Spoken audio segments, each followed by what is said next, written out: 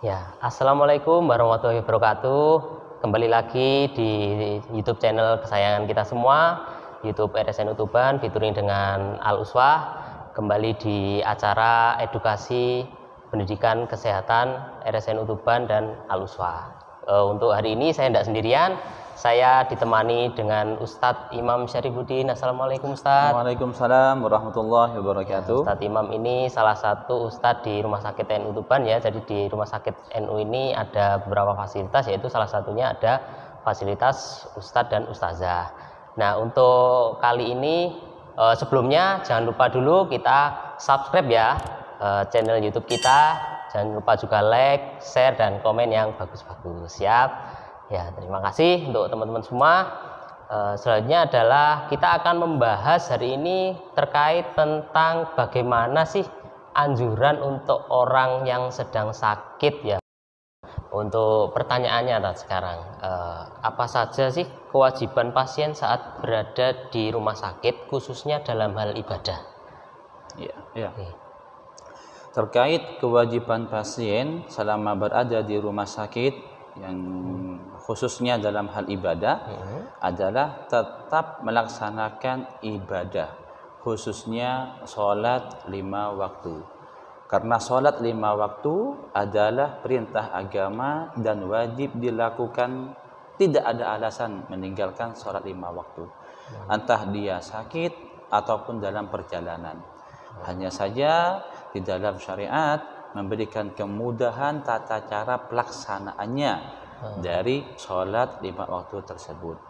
Adapun pelaksanaannya akan kita jelaskan setiap pasien satu persatu atau secara individu dengan keluarga, atau kita menjelaskannya secara umum di setiap kamar pasien. Oh gitu. Ya. Nah, terkait sholat tadi, karena yang wajib memang yang terutama adalah sholat 5 waktu itu tadi ya tadi ya. Nah, tata cara bersucinya itu bagaimana? Kalau untuk orang sakit kan kadang memang agak sulit nih untuk bersuci. Nah, itu gimana caranya? Terkait pasien, tata cara bersucinya pasien di saat sakit ini berbeda dalam keadaan situasi dan kondisinya pasien. Karena sebagian dari pasien kita itu ada orang sakit tanpa memakai gelang infus, ada sebagian dari pasien memakai gelang infus, atau ada sebagian pasien dalam keadaan mutanajis, yaitu dalam memakai alat kateter tadi, mutanajis.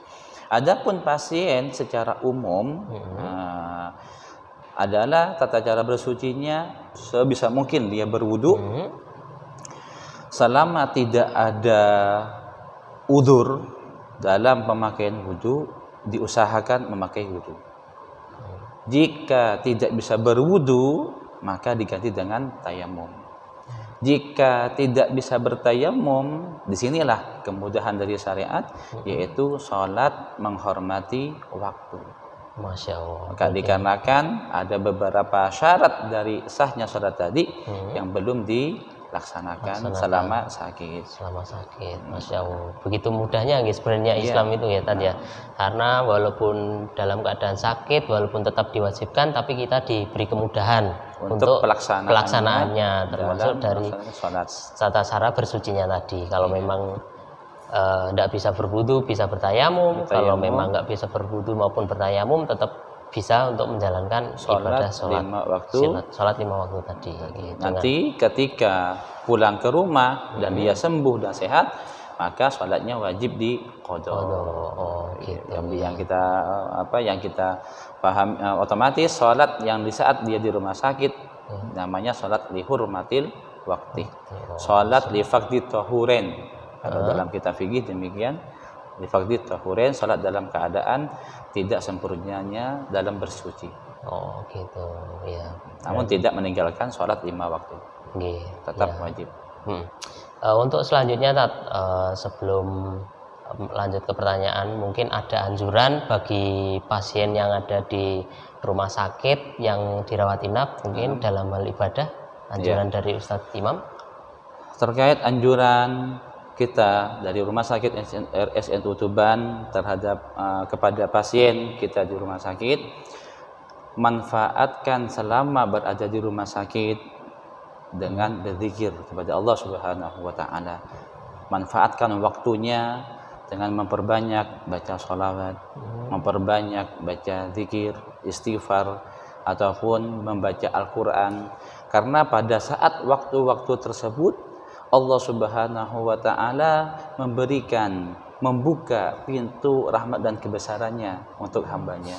Karena pasien yang saat dia sakit berada dalam lingkup mahabbahnya Allah, cintanya Allah Subhanahu wa taala. Dalam hadis mengatakan, innallaha idza ahabba qauman ibtalahu fa in sabara falahur ridha wa la in sakhata falahus sukhut. Sesungguhnya Allah Subhanahu wa taala jika cinta kepada suatu kaum, maka Allah akan mengujinya. Jika hamba tersebut bersabar atas ujiannya, maka Allah ridha. Namun sebaliknya, jika kita tidak bersabar atas ujiannya Allah Subhanahu wa taala, maka Allah juga murka terhadap hamba tersebut karena nggak sabar atas ujiannya. Maka ketika di saat sakit, perbanyaklah beristighfar, perbanyaklah merenungi, muhasabah diri selama masa sehat.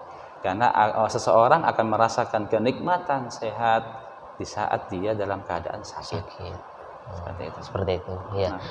Untuk yang terakhir Ustaz, mungkin bisa dikatakan sebagai kesimpulannya, apa hikmahnya saat sakit itu, Nat? Nah, hikmah yang bisa diambil ketika sakit itu apa? Hikmah yang kita dapat di saat kita sakit, seperti kita pula, karena kita nggak mungkin sehat terus. Iya. Pernah juga kita sakit. Hikmah yang paling besar di saat kita sakit adalah kita memahami bahwasanya kita adalah makhluk yang lemah dan Allah yang maha kuasa. Dan ini adalah sir ubudiyah, rahasianya ubudiyah seorang hamba terhadap Tuhannya. Kita akan merasakan kelemahannya kita di saat kita sakit. Kita akan merasakan butuhnya kita kepada Allah Subhanahu wa taala di saat kita sakit. Dan kita akan meyakini betapa besarnya Allah terhadap kita, betapa cintanya Allah kepada kita melalui hikmah dari sakit tersebut. Yang paling penting adalah bagaimana kita belajar arti dari kesabaran. Karena Al-Quran memberikan, Allah Subhanahu wa ta'ala berfirman dalam Al-Quran, وَلَا نَبْلُوَنَّكُمْ بِشَيْءٍ مِنَ الْخَوْفِ وَالْجُوعِ وَنَقْصٍ مِنَ الْأَمْوَالِ وَالْأَنْفُسِ وَالثَّمَرَاتِ. Dan diakhiri dengan kalimat wabasyiris sabirin. Sesungguhnya Allah Subhanahu wa taala akan menguji setiap para hambanya, mulai dari diuji dengan rasa takut, rasa lapar, rasa pacaklik, ataupun dengan dirinya sakit saat itu. Dan Allah memuji dengan ucapan wabasyiris sabirin. Maka berbanggalah, berbahagialah bagi mereka yang bersabar. Dari hikmah dari yang besar adalah bagaimana kita bisa bersabar dalam keadaan ujian tersebut.